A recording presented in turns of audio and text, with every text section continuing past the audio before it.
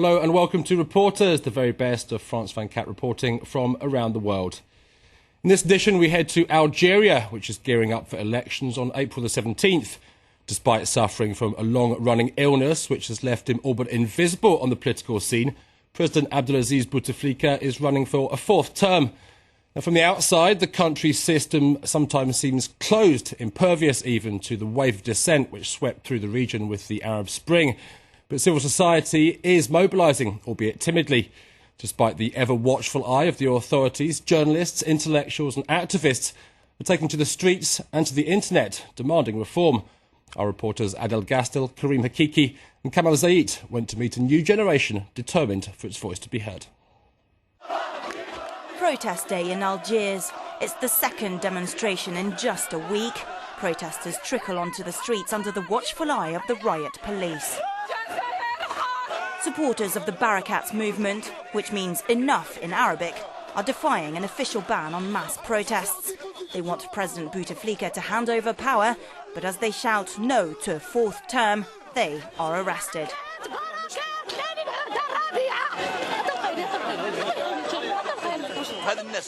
People are fed up. We've had enough of this government. He's not satisfied with 15 years in power. He wants to remain president for eternity. Barakat, that's enough. The police vans are packed.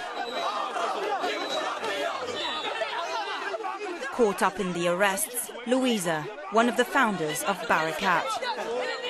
Despite fighting off 4 police officers, she's taken away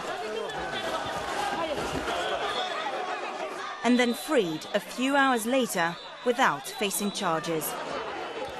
Over the last month, the Barakat movement has grown in strength. In this report, we find out more about the opinions of these opponents. In a bid to avoid police surveillance, activists never protest at the same time or at the same place. Barakat's membership is mostly middle class and educated. Louisa's recent arrest made the front page of many newspapers. She has become a symbol of resistance. That photo went viral across the world. What happened? Policewomen tried to stop you? They gagged us. They wanted to silence us. Frankly, if this photo puts our movement in the limelight, then so be it. Barakat's first major protest captured public attention, but it has yet to broaden its appeal beyond the middle class. While some are fatalistic about the election result, others are afraid of a government change. Amira is another protest leader.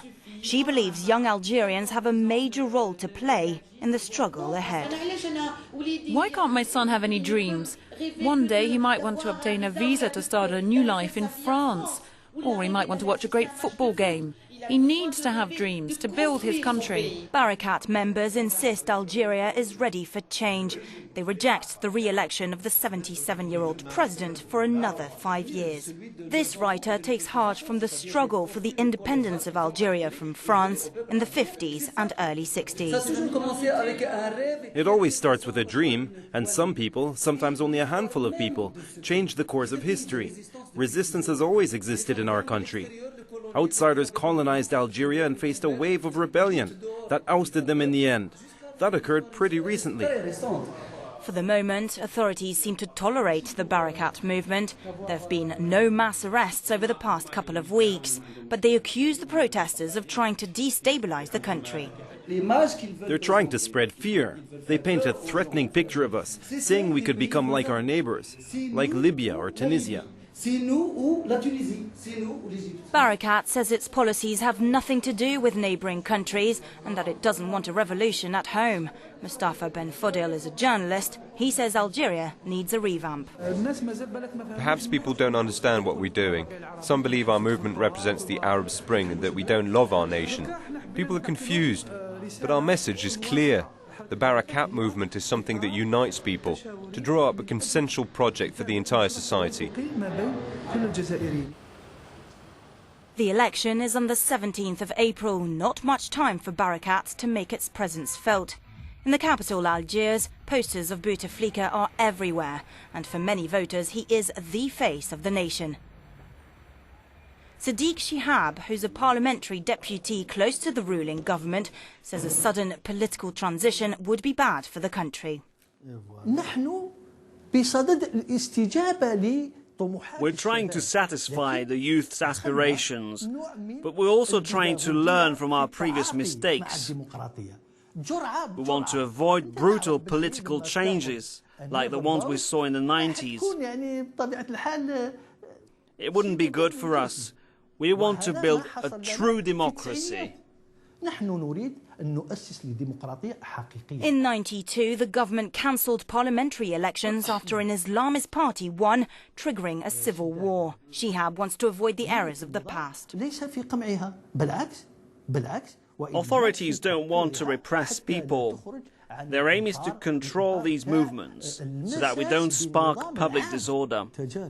Past experiences have shown that such movements are not spontaneous. Nothing's spontaneous in politics. There's always a motive and a goal to reach.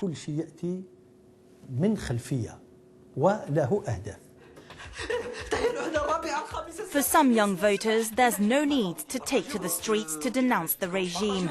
An alternative online protest is creeping up on social networks, defying government censorship. Web users like Ali say satirical videos are much more powerful than any editorial. Here, a sketch mocks the Prime Minister's poor speaking skills. It hit hundreds of thousands of views on the internet.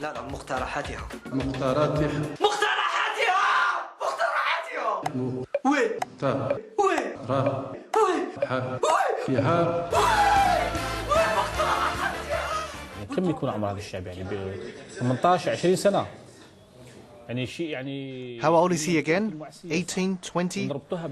The younger generation is more involved in politics, clearly expressing its needs. يعني وعي الشاب هذا واضح. أولا الشباب هذا يتبع ويفهم. Youngsters are into politics and they understand it. Bloggers comment on certain issues and even send messages to political leaders saying, we know what's going on and here's our opinion.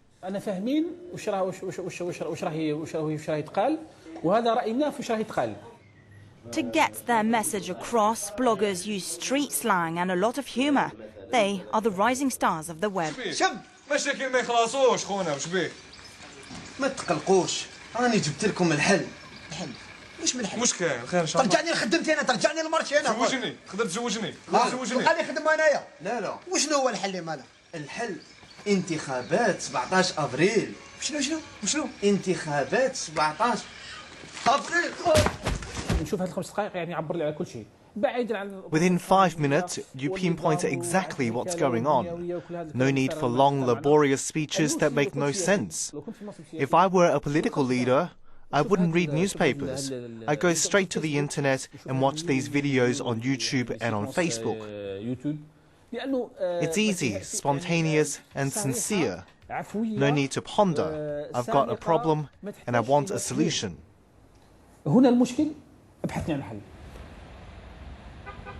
Bouteflika's main rival, Ali Ben Fliss, hopes to win the support of the young. His right-hand man is Abdelaziz Rahabi. He's a former minister turned opponent of the regime, who regards the Algerian elite as hidebound and outdated.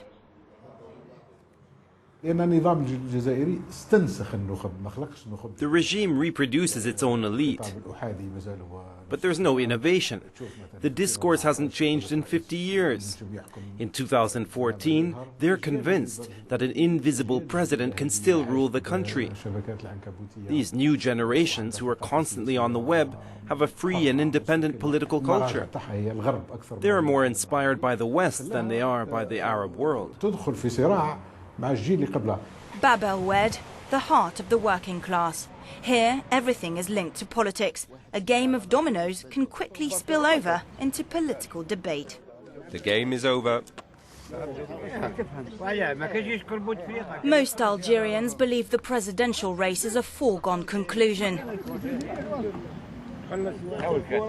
Quickly enough, the conversation turns to the state of Bouteflika's health. The domino players are divided.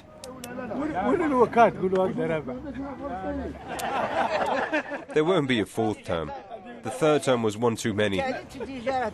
We don't want anything bad to happen to him, may God protect his health, but he needs to hand over power to someone with fresh ideas for Algeria. Bouteflika is far better than a total stranger. He knows our history, and we know what he's achieved. He's done a lot for our country. The president's health is a national preoccupation, rivaling people's worries about their daily problems.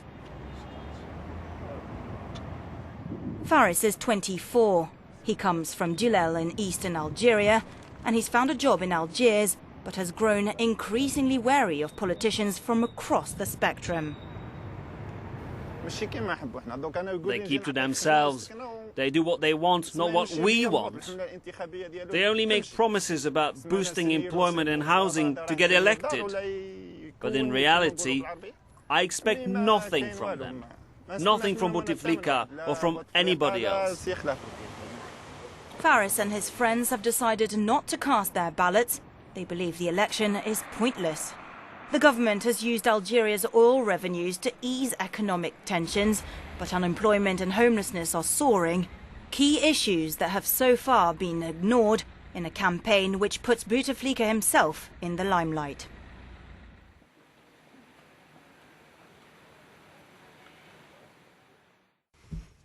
Well, joining me now are two of the journalists behind that report, Adel Gastel and Karim Hakiki. Starting with you, Karim, tell us a little bit more about the tactics the police have been using and, more importantly, the justifications they've been given for arresting people.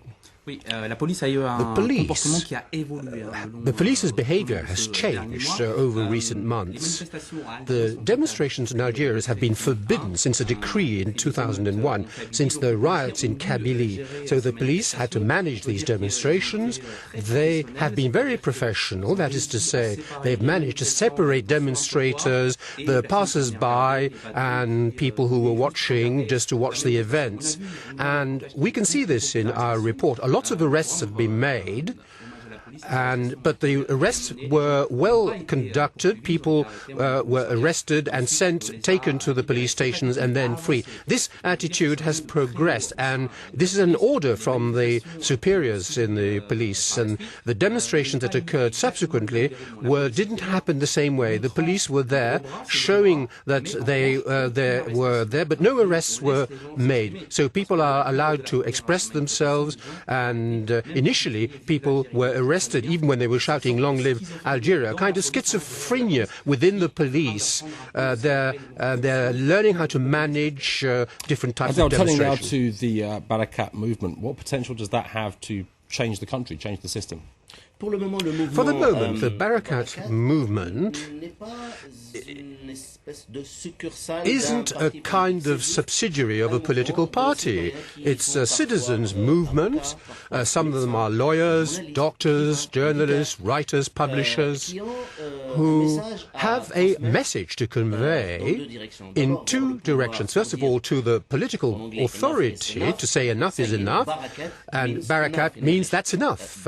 Enough is enough. Barakat in Arabic, in Algerian dialect, means that's enough. Enough is enough. 25 years of multi-party regime which hasn't been useful. The power has been in the hands of the same political elite from the same social background. After 15 years of reign by Abdelaziz Bouteflika, who in 2008 he had the constitution changed in order to be allowed to stand for a third term, and he now wants to be elected for a fourth term. He's sick, he's invisible. So Barakat says, stop, that's enough. Second message, aimed at the working class, the ordinary Algerians, and they say, be careful, watch out, don't confuse us with the Arab Spring. We are not Libya, we're not Syria, we're not Tunisia. Remember that 25 years ago, we had our own spring in favor of a multi-party regime. It's time to go ahead, to progress. Karim, talking about the latest Arab Spring, if you like, that bypassed Algeria. Do you see that changing? Algeria is geographically in a very special, sensitive situation. There are two borders that pose problems with countries that had their revolution. I'm thinking of Tunisia and Libya. Now, could this happen in Algeria, and in what form? That is the question. We can feel that the Barakat movement is, they are very small, a small number, but it could, of course, peter out, or it could also develop into a big movement which will change Algerian society. The young, in particular, probably will see it as a trigger. Very quickly, Adel, there is, of course, an election on the way. What's at stake during that 3-week campaign? Today, there are 6 candidates for the presidency. Quite naturally, Abdelaziz Bouteflika appears to be the favorite, but what is changing today, among the 6 candidates, there is probably a serious contestant who is from the political elite. His name is Ali Benflis, and he could cause a surprise. Benflis, in 2004, he failed. Adel Gastel and Karim Hakiki, thanks very much for your comments and your report. That's it for this edition of Reporters. Do join us again soon.